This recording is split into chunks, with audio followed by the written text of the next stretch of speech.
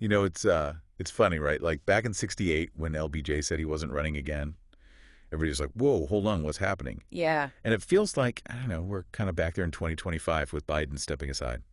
Yeah. I just feel like history is, well, maybe not repeating, but definitely rhyming. Exactly. And that's kind of what we're looking at today. Those parallels between Biden bowing out and that crazy election back in '68. We've got some interesting insights from a historian, guy named Gary Gersel, who was talking with Dan Snow on his podcast, Dan Snow's History Hit. Oh, yeah, I know that podcast. It's a good one. And I think sometimes to really get what's going on in politics today, Mm, you gotta look back. I agree. I agree. Having that context, that historical perspective is really important, especially with something as complicated as American politics. And one thing that Gersel points out is that the U.S. presidency, it's a pretty unique position when you think about it. The way it combines all that power. Okay, so break that down for me. What do you mean it's different from like I don't know, like a prime minister in Britain or something? Right, exactly. So the US president, they're both the head of state, like the symbolic leader, and the head of government, like the one actually running things day to day. So when a president steps down, it shakes up the whole system. It's a big deal. Huge deal. Think about how the world reacted when Johnson withdrew in '68, with all the Vietnam War stuff going on. It was this massive shift in power. Yeah.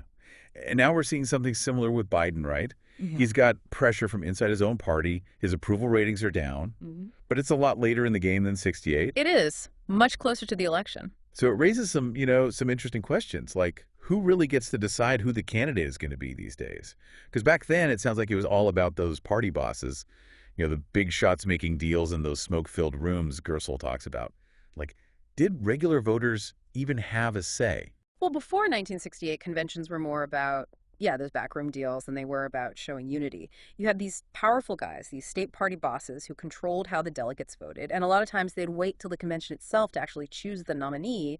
It was a lot of bargaining, a lot of horse trading, as Gersel puts it, and then you had these favorite son candidates. Favorite son. Yeah, they weren't really serious contenders for the nomination, but they'd go to the convention to get their name out there, try to make a splash on the national stage. So it's a totally different world than the primaries we have today. But then '68 happens and just blows everything up. Gersel really makes you feel that chaos. The Vietnam War protests, the assassinations of Bobby Kennedy and Martin Luther King. I mean, can you imagine the tension? It was a crazy time for sure. A real turning point. Johnson drops out and suddenly the race is wide open. And then you've got Senator Eugene McCarthy. He was running on this anti-war platform and he almost beat Johnson in the New Hampshire primary. It showed just how divided the Democratic Party was. Yeah, that's a big deal when you almost knock out a sitting president in a primary. Huge. And then the convention itself, with all those clashes between the protesters and the police, those images going out all over the world, it forced the Democrats to rethink how they did things. It's like the whole system had to adapt to survive. Exactly. The reforms that came out of that, they gave voters more power through the primaries, which is the system we have today. Yeah. But even with the primaries, the role of those party elites, those insiders, and the possibility of a really contested convention, that's still very real. Yeah, and that brings us back to Biden stepping down. I mean, just like Johnson, he's dealing with internal pressure. His support is dropping, Hmm. but it's happening so much closer to the convention. Right. Johnson dropped out months earlier, so other candidates had time to build up their campaigns. This time, the Democrats are just weeks away from the convention. So there's this huge pressure on them to get behind one candidate and quickly. It's like a political pressure cooker. Exactly. So the big question is, do they all rally around Kamala Harris? Or do they risk another divisive primary fight at the last minute? So they've got a tough choice to make. Unity versus maybe shaking things up. It all kind of takes us back to 1968, that year that just seems to have so many clues about how this might all play out. Hmm. What happened after the Democratic Convention back then? How did they go up against Nixon when they were so divided? Well, Humphrey did end up getting the nomination, Huh? but the party was still fractured, and they were taking the blame for the Vietnam War, which was getting more and more unpopular. Nixon, he really played on that division, campaigning on this law and order platform. And of course, he won. He did, and a lot of people say that the mess within the Democratic Party was a big reason why. So are we going to see that again? Is that the lesson here? Well, Gersel makes this really important point. History might rhyme, but it doesn't repeat itself exactly. So yeah, there are these interesting parallels between 68 and 2025, but there are some key differences too. And those differences could change how things turn out this time around. Like what are some of the big contrasts between then and now? Are they going to help or hurt the Democrats this time? Well, one big difference is the timing of the withdrawal, like we were saying. Johnson got out way earlier, so others had time to build momentum. Now, the Democrats have to move fast. They got to make a decision and show they're united, especially if they want to counter what the Republicans are saying. So are we headed for a Kamala Harris coronation? Or could somebody else come out of nowhere and surprise everybody? Is a contested convention even possible in today's political world? It's the big question, isn't it? The Democrats have two very different paths in front of them. One is to quickly get behind Harris and project this image of stability and unity. The other is to try a condensed primary process, let other candidates make their case. But that's risky. It could energize the base, but it could also create more division and damage, especially with Trump still out there. It's a tough call. Play it safe with Harris or roll the dice with the mini primary. But there's another big question hanging over all this, right? Can Biden even do the job while all this is going on? You mean the concerns about his age and health? All the talk about the 25th Amendment. Exactly. Some people are saying he's not up to it, especially after deciding not to run again. What does Gersel say about all that? Well, he thinks it's very unlikely that they'll use the 25th Amendment. You know, the one that's supposed to remove a president who can't do the job. It would need a vote from his own cabinet, and they've been completely loyal to him. So that's probably not going to happen. Mhm. But some people would say that doesn't really address the issue. Even if he's not removed, is he really capable of leading the country during this transition? That's a fair point. But Gersel makes a distinction here. He says there's a difference between Biden's ability to handle the demands of a campaign and his ability to make good decisions on important issues with help from his advisors. Okay, so maybe he can't do those big rallies and all that, but he can still function as president with his team. But how do we know that? How have people been judging his performance, both the people who support him and the ones who don't? Well, opinions on Biden's presidency, they're definitely mixed. His supporters, they point to how he handled the Ukraine crisis, his work on climate change, the fact that he got that big infrastructure bill passed. They say he's been a steady hand during some pretty rough times. And what about the people who criticize him? What are their main complaints? They say he didn't handle the economy well, they didn't like how he pulled out of Afghanistan, and they think his mental abilities have declined. They say he's not the same leader he was a few years ago. So it's complicated, like with most presidents. Mhm. But one thing's for sure, Biden stepping down has changed the whole political landscape. And as we go into this uncertain time, this transition period, understanding what happened in the past becomes even more important. I agree. Looking back at moments like 1968 with all that turmoil, it can really give us a deeper understanding of what's happening now. And who knows, maybe those historical insights can help us figure out what's going to happen next. It really does feel like we're at one of those crossroads, you know. It's not just about whether Biden can still do the job. It's about like the whole idea of American democracy. You know, is this a peaceful transition of power, or is the system, you know, kind of falling apart? Okay, well, now we're getting into some deep stuff here. Mhm. The kind of questions that keep historians up at night, right? Exactly. But before we go all doomsday on everyone, let's go back to that 68 analysis from Gersel. Mhm. He talked about how those wild conventions, all those deals going down behind closed doors, how it was all part of this bigger struggle within the Democratic Party. Like the old guard versus the new generation that wanted to change things. Yeah, that tension, it's really important for understanding what happened back then. And it might even be happening again now, you know? It's like that same struggle is playing out today. Think about all those progressive voices in the Democratic Party now. They're challenging the establishment. They want bigger changes. So you're saying that Biden stepping down, it could actually make this generational shift happen faster. It could. But does that mean the Democrats are going to make the same mistakes they did in 68? Oh. Or can they learn from history, do something different this time? That's what they got to figure out. And Gersel, he has some interesting thoughts about how they might navigate this, this crazy time. He really talks about listening to all those different voices in the party, finding some common ground, and then presenting a clear vision for the future. Okay, that sounds good. But how do they actually do that? What are the actual steps the Democrats can take to avoid another 68 and come out of this stronger? Well, the first thing, and this might seem obvious, is they got to admit there's a problem. They can't just ignore the stuff that led to Biden stepping down and expect to move on. So no more pretending everything's fine and hoping it all works out. Nope. They need to really look at themselves, make some tough choices. Maybe they need to change some of their policies, rethink how they're talking to voters, find new ways to connect with the people who are feeling disillusioned. Okay, I get that from a strategy standpoint, but what does it mean for, you know, regular people? Why should they care about this internal fight the Democrats are having? Because at the end of the day, who wins this fight, it's going to impact the whole country. Right. The policies, the priorities, the decisions that get made, it all comes from this political landscape. Right. Good point. Sometimes we get so caught up in the election stuff that we forget about the actual impact on people's lives. Exactly. But let's not forget about the other side of this, the Republicans. How are they reacting to all this drama with the Democrats? Yeah. Do they see it as an opportunity? Or are they having their own internal struggles? Oh, the Republicans have their own divisions, too.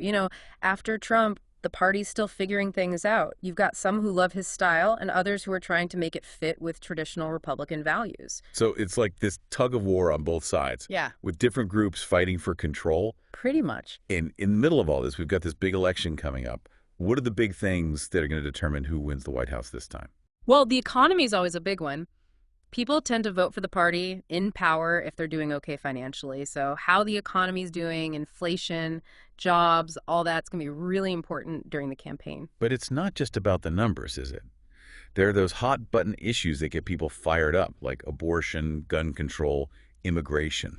Absolutely. And in a close election, those social issues can be what tips the scales. So it's going to be a wild ride, that's for sure. You got that right. The choices made in these next few months, they're going to have a big impact on the future of American democracy. You mentioned the 25th Amendment earlier.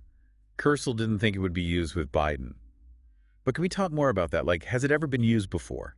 And how likely is it to actually happen with Biden or anyone else? Well, the 25th Amendment, they actually added it to the Constitution back in '67, mainly because of what happened with Kennedy, after he was assassinated. They needed a clear process for replacing the president if he became disabled or something. Okay, so it was meant for a specific situation. Mm-hmm. But has it ever actually been used? Yeah, a few times.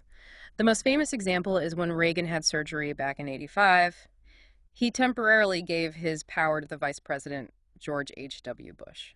So it's not just a theory, it has happened. But Gersel's point is that using the 25th Amendment, it's a really big deal politically.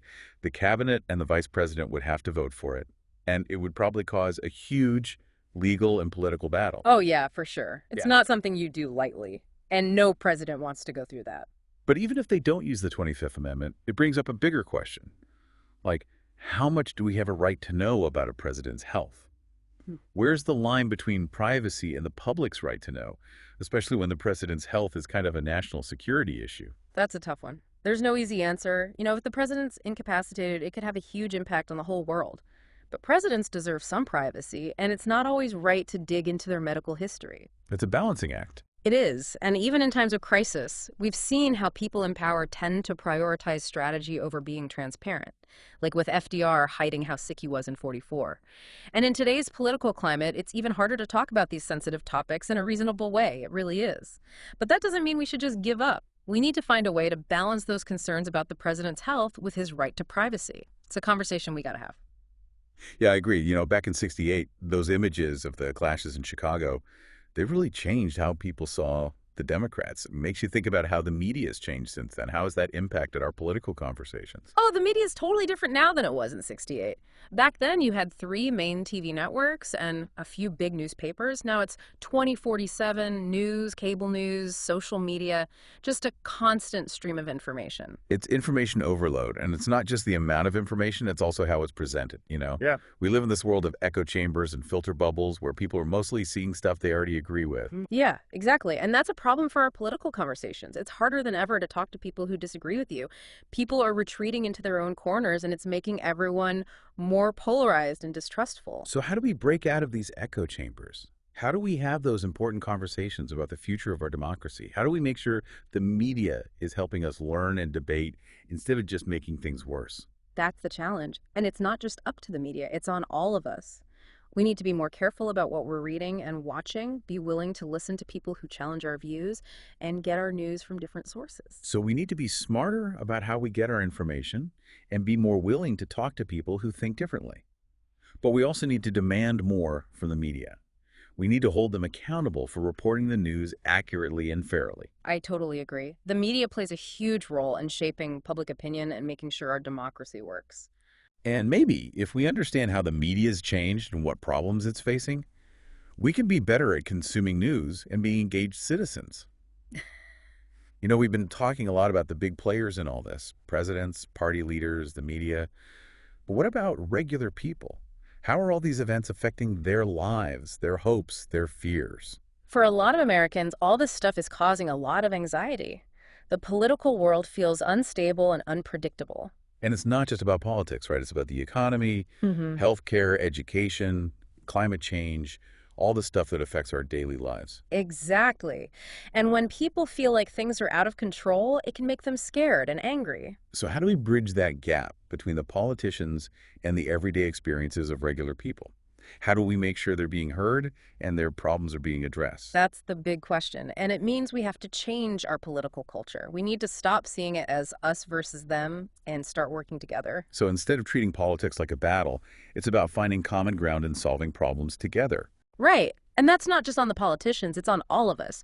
We need to be more involved in our communities, more active in the political process, more willing to listen to people who see things differently. It's about taking back our democracy, not just by voting, but by being part of shaping the future. But how do we actually do that? How do we make our voices heard and make the government listen to us? Well, first of all, we got to be informed. We got to understand the issues, the candidates, how the political system works.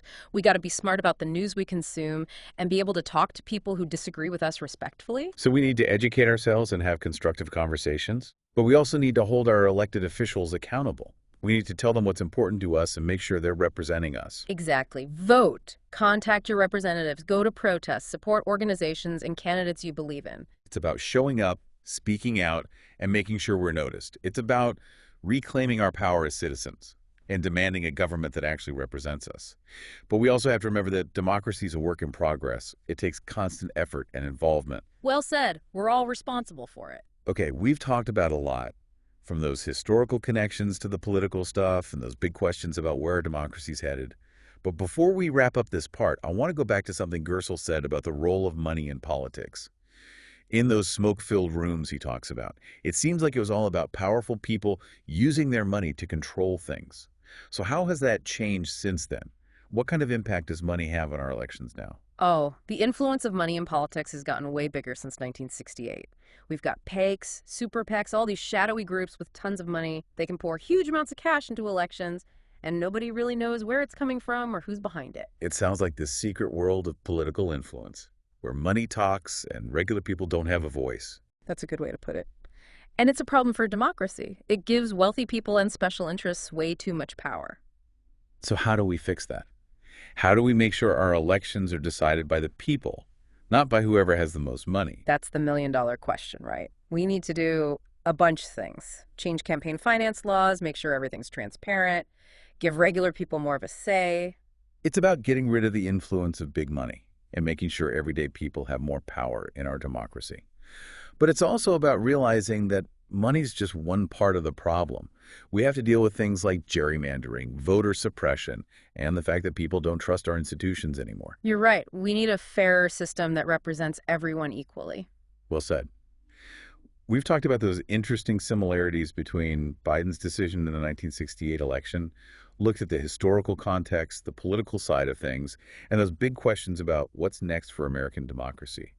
What are the main things you want our listeners to take away from this conversation? What's the one thing we really want them to remember? I think the biggest takeaway is that, we can learn a lot from history.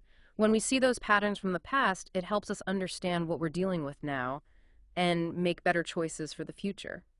It's like having a map. Right. Right. Maybe it doesn't tell you exactly which way to go, but it shows you the lay of the land, helps you avoid those unexpected roadblocks. Right, exactly. And that map of history, it shows us that when a president decides to step down, it's never just a personal thing. It's a reflection of where the country is, who has the power, and where we're headed as a nation. So we're at a crossroads. Things are uncertain, but there's also opportunity.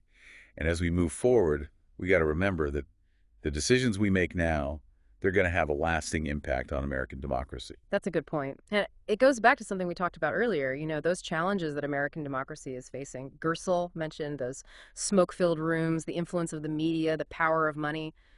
It makes you wonder, what's the biggest challenge for American democracy today? Wow, that's a big one. I mean, historians and political scientists have been debating that for years. There's no easy answer, but it seems like we're dealing with a lot of stuff all at once. Political polarization, economic inequality, social media, people not trusting institutions anymore. It does feel like all these different forces are pulling us in different directions, creating this feeling of unease, like things are unstable. Yeah. Let's break it down a little. You mentioned political polarization. What are some of the things that have caused this growing divide between the left and the right? Well, there are a lot of factors, but one of the biggest is the decline of local news and the rise of those big cable news networks and social media. When people get their news from sources that only tell them what they already believe, it becomes harder to find common ground or even talk to each other constructively. It's like we're all living in these echo chambers, surrounded by people who agree with us all the time. Exactly. And that creates this dangerous cycle where people just dig in even deeper and become less tolerant of anyone who sees things differently. But it's not just the media, right? There are those bigger structural problems that contribute to polarization, like gerrymandering and how our elections are set up. You're right. Gerrymandering, where they manipulate the voting districts to favor one party, it's created all these congressional districts that aren't even competitive anymore. So politicians are more worried about winning their primary, appealing to their base, than they are about representing everyone. That's the problem. It rewards extreme positions because you don't need to win over moderate voters. And that leads to gridlock, dysfunction in government, because nobody's willing to compromise or work together. So political polarization is a huge problem. Yeah. But you also mentioned economic inequality as a threat to American democracy. How has that growing gap between the rich and the poor affected our current political climate? Well, as the gap between the haves and the have-nots gets bigger, it creates this sense of economic insecurity and resentment for a lot of people. They feel like the system is rigged against them and they start looking for someone to blame. And that blame often gets directed at the politicians, the people who are seen as responsible for keeping things the way they are. Exactly. And that can fuel those populist movements that take advantage of that anger and frustration. We saw it with Trump, we saw it with Bernie Sanders. They both campaigned on this idea of shaking things up, challenging the establishment. It's like this vicious cycle, right? Economic inequality leads to political polarization, which makes it even harder to fix the economic problems. It is. And we can't forget about technology. You talked about how social media contributes to polarization. How has it changed how we get our news and how we talk to each other about politics? Social media has created this world where people are mainly exposed to information that confirms their existing biases. Those algorithms, they're designed to show us stuff we're likely to click on, which means we're less likely to see different viewpoints. We're stuck in those filter bubbles you were talking about, only seeing stuff that reinforces what we already think. Right. And that makes it really hard to have meaningful conversations with people who disagree with us. People are so quick to dismiss anything they don't like as fake news, and it becomes almost impossible to find common ground. And it's not just about misinformation either. Social media has changed how we interact with each other politically. It's made it so much easier to attack or harass people who have different opinions. Yeah, you're right. The fact that people can be anonymous online, it makes them feel like they can say things they'd never say in person. It creates this toxic environment where people are afraid to speak their minds or have a civil debate. We're losing that ability to have those difficult conversations, which are so important for a democracy to function. It is worrying to see that decline in civil discourse.